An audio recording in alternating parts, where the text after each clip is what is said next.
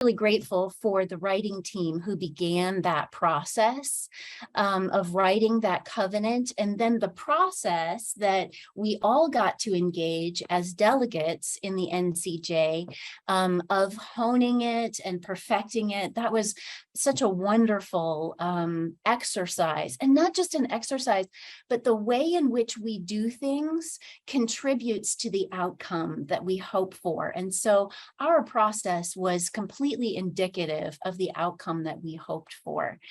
Some of the things that really resonate with me about that covenant are that it is a covenant.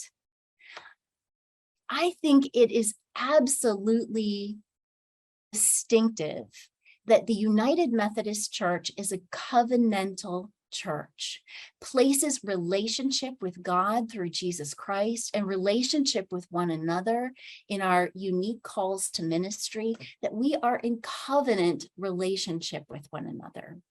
I know that this was likely very intentional on the part of the original writers of that covenant, but I really appreciate the scriptural reference from the book of Hebrews. You know, Hebrews was written to a church that was in crisis, and they were in crisis because the writer identifies that they had become sort of lukewarm and lax. They had forgotten what their identity was. Their idea of who Christ was really too small. And so their impact upon the world was becoming more insular and really small. And so I am sure that the writers, the original writers of this covenant, chose the Hebrews text intentionally.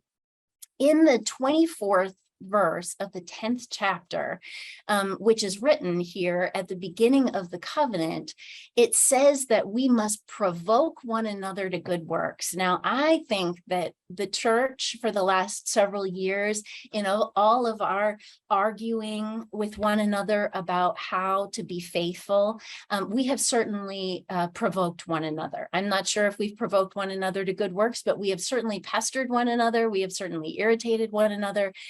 And this is going to sound strange, but I say thanks be to God that we have had that opportunity, because if we had not provoked one another with love and to good works, then we might be continuing not to be what God has in mind for us to be.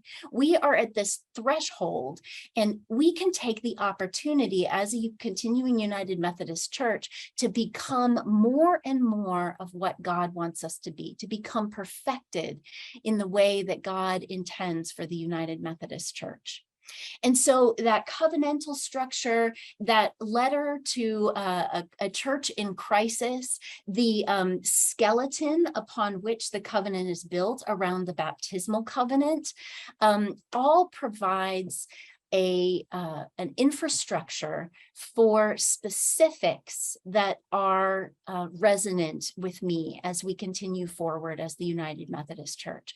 And that is the work of anti-racism, the work of making room for all people, especially our brothers and sisters who have been excluded. In fact, brothers and sisters is too limiting of language. I would say kindred of all who have been excluded are lesbian, gay, bisexual, transgendered, intersex, queer questioning, kindred, making room for them, not only room for them at the table, because of course the church has always done that, but making room for them to answer their own calls to ministry and to have their holy relationships with one another through marriage blessed by our clergy. There's also a mention in the covenant about the impact of racism and exclusion, of cancelization of those persons' voices, providing terrible trauma to people. And I think that that is absolutely the case for our brothers and sisters who are Black and Indigenous and people of color, and for folks who have been excluded because of their sexuality.